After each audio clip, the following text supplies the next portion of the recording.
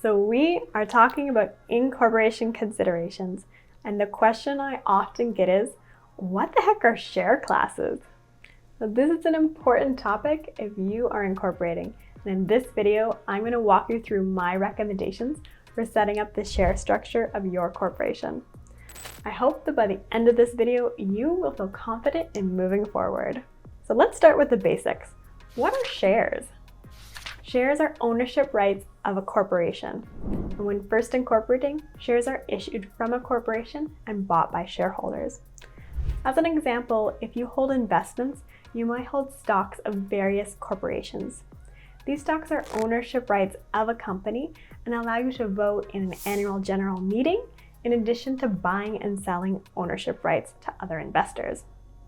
Now, at a smaller level, this is what your lawyer and you need to create for your corporation. When a company is created, the allowable number of shares, the share classes, and the share rights and restrictions are all set. Let's break each of these down. So the number of shares. So how many shares should you create? This has two parts. The first is authorized shares. This is the total number of shares that a company can ever issue and represents potential ownership. In the past, I've seen clients designate huge numbers like 1 million shares. However, there's an even easier option. I would recommend issuing unlimited shares for your corporation. This gives you lots of flexibility down the road. The next decision to make is how many shares you issue yourself upon incorporating. Issued shares are those actively held by shareholders and represent current ownership. So authorized shares are potential ownership, and issued shares are current ownership. The number of shares issued can change at a later point in time. For example, new shareholders can buy in and more shares can be issued. A corporation can also buy back its shares and remove the shareholders.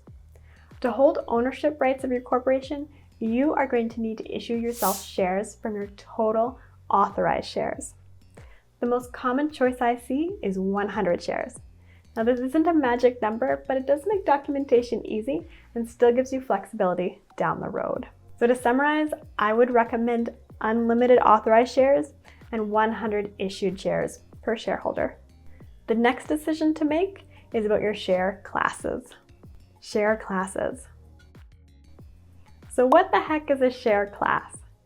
A share class represents a group of shares that all have the same rights and restrictions, but they are different rights and restrictions from another group of shares. Think of them like grade 5 classes. In my elementary school, we had 2 different grade 5 classes. Each class was led by a different teacher who had different rules for their classroom. Now, all of us were grade 5 students. We had different rights and restrictions for how we went about our day. Wearing a hat may have been acceptable in one class, but was strictly forbidden in another. Some rules may have been the same for each class. For example, being late was unacceptable to either teacher. So share classes are similar, and the corporation sets the rights and restrictions for each group of shares, just like a teacher sets rules in her classroom. So each group of shares can have unlimited authorized shares with a specific number of issued shares. Let's go through an example. So Greg is starting a company and wants to give himself lots of flexibility down the road. To ensure he has options, he sets up multiple share classes. Greg's authorized shares are unlimited Class A shares, unlimited Class B shares, and unlimited Class C shares. Greg is incorporating with his wife as a 50% shareholder. Greg decides that he'll hold 100 Class A shares, with his wife holding 100 Class B shares. Greg does not include his children, who are all under 18, because of the adverse tax consequences that can cause surprise tax bills. So I generally recommend that shareholders of small corporations hold different share classes. This is because of dividend allocations. Dividends are like ice cream sandwiches to a classroom. You can't give them to just one student without causing a lot of crying. Dividends allocated to a particular share class need to be given to every shareholder who holds that particular type of share. We can't pick and choose select shareholders unless they hold different share classes. In Greg's example, this is accomplished by himself holding Class A shares while his wife holds Class B shares. The options to issue dividends are because of the different rights and restrictions assigned. Rights and restrictions. Rights and restrictions are like rules of a classroom. They designate whether dividends can be issued or not, and in what order they must be paid, and to whether shareholders can vote in shareholder meetings or not, along with any other stipulations you'd like to put in place.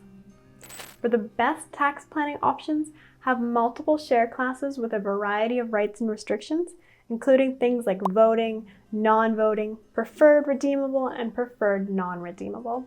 Now, a lawyer's template is usually sufficient for most businesses, but if you'd like a bit of guidance on share structures, be sure to check out a handout available on our website. All right, that is all that I have for today on share structures. I hope this video has helped you feel more confident moving forward with your incorporation plans. Bye for now.